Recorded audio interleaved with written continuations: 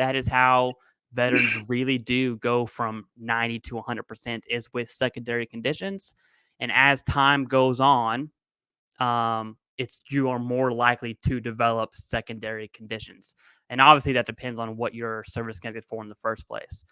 But if you're starting from scratch and you have zero idea on what is a secondary condition, how do I know I have a secondary condition? Jason, can you go ahead and just give your input on that, and then I'll come in on the back end. Yeah, sure. So I 100% agree with you, Clay, that secondaries are often what help you get to where you want to be. Now, I think that with secondaries, I think that part of the problem is that, look, we're not medical professionals. I mean, look, okay, great. There are some that are medical professionals, but for the vast majority of veterans, we are not medical professionals, right? So what happens is that we tend to loop many conditions together and go, it's one thing, but really they separate out, and they're secondaries. And I'm going to give an example here real quick.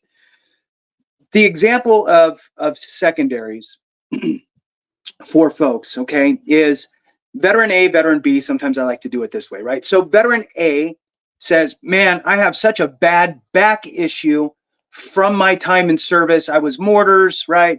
Carrying 81 millimeter mortar, my back's all jacked up. I got to brace my knees against the sink to brush my teeth. I can't sleep. It's horrible, man. Tingling in my legs, God, it hurts so bad. I feel like it's like fusing together now. It's just, man, my back is killing me. I'm going to file a claim for my lower back, period. They file a claim, lower back, bam, it goes off. And they're thinking, man, I'm going to get a great rating for this because it really F's up my entire life. Rating comes back, it's a 10 or a 20%. And now you're pissed because you're like, I can't believe that I only got a 10 or a 20% when I get out of the car hunched over and I got to like take 15 steps before I straighten up, right? You drive for 15 minutes and you're jacked for a while and you're pissed. Veteran B, however, same issues, but understood secondaries and went, okay, look, my back is my back. Fine. So I'm going to file a claim for my back, but my back issue has caused now insomnia due to my back condition. I can't sleep through the night. I'm constantly waking up, shifting, turning, twisting, stand up, walk around. I went and got checked. I have some arthritis starting to build up in my back. I have some radiculopathy shooting down my legs.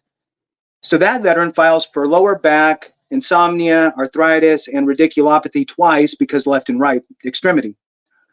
And they get a 10 or a 20 for their back. They get a 30 for their insomnia. They get a 40 for their arthritis, and they get a 10 and a 10 for their radiculopathy. Plus the 10s and 10, you get the bilateral effect, which isn't, it's a little bit. It's a tiny little extra bump. But whatever. It's another little bump. So look at that difference. Veteran A gets a 10 or a 20.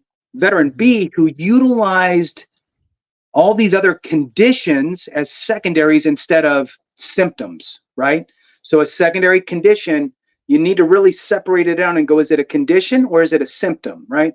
Really, symptoms can be conditions if they're chronic in nature and kind of are ongoing. So veteran B throws it out there and gets their, again, the 10, 20, a 30, a 40, a couple 10s. Huge, huge, huge difference. So it was a long example, Clay. I'm not going to go any further now. I'm going to kick it back to you, and then I'll see if I can add anything to what you put out there. Yeah, no, I think your veteran A, veteran B episode or analogy is perfect, and actually we see that all the time. Now, in my case, I did submit lower back, and that was it. Because of the grace of a great CMP examiner, I was able to get radiculopathy. They had added to it. The reason is because it's in the DBQ, right? That's why it happened, but it didn't have to happen that way. So I didn't know at that point. So I could have very well been veteran A, right? But that example is perfect.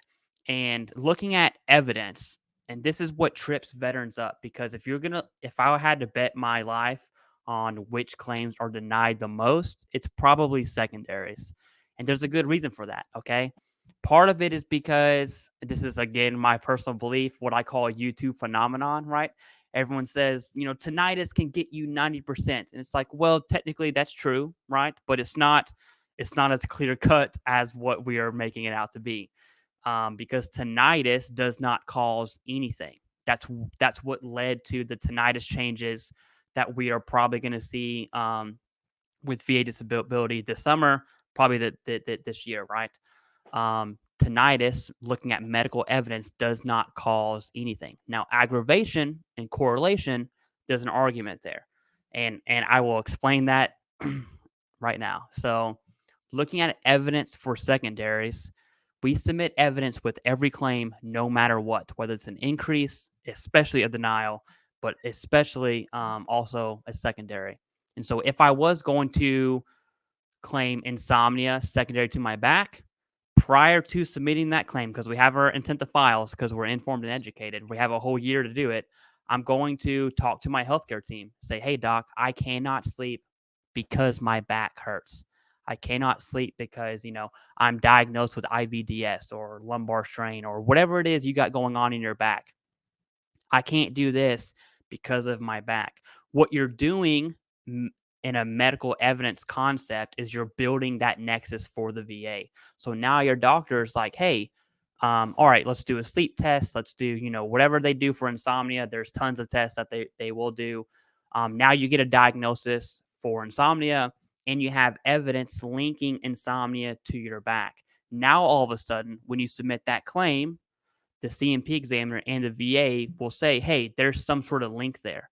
If you don't do that, and this is what veterans fail to do 9 times out of 10, especially with secondaries, is they will submit, in this case, insomnia for back, but there's no evidence link there. There's no paper trail, so to speak. And so when you do that, you very well, just like increases, you very well could get a solid CMP examiner and have that connected. And I've seen it happen many times. I've also seen the opposite happen many, many more times of saying, you know what, you are diagnosed with insomnia, but due to whatever the CMP examiner opined XYZ, your insomnia is not service connected due to your lower back condition. And so if you don't submit that evidence, you are, in the most literal sense, relying on the CMP examiner to make that connection. And I'm not comfortable with that, right? If you have a whole year with the intent to file to gather evidence, talk with your healthcare team. Hey, doc, I got this going on. Let's go back to tinnitus, right? Hey, doc, I get some serious migraines, or I have some serious anxiety, whatever it is you want to claim secondary to tinnitus. You need to express that to your healthcare team.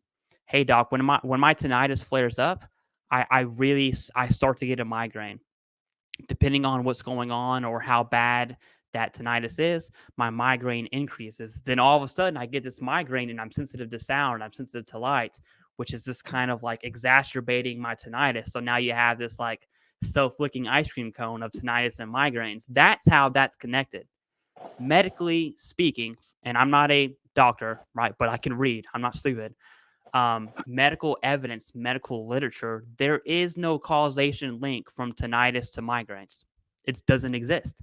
That's why we see the tinnitus change happening in VA disability. The VA didn't make that up, okay? It's the medical community. The medical consensus has been established. Now VA disability is kind of falling in line, right? So it's not the opposite way.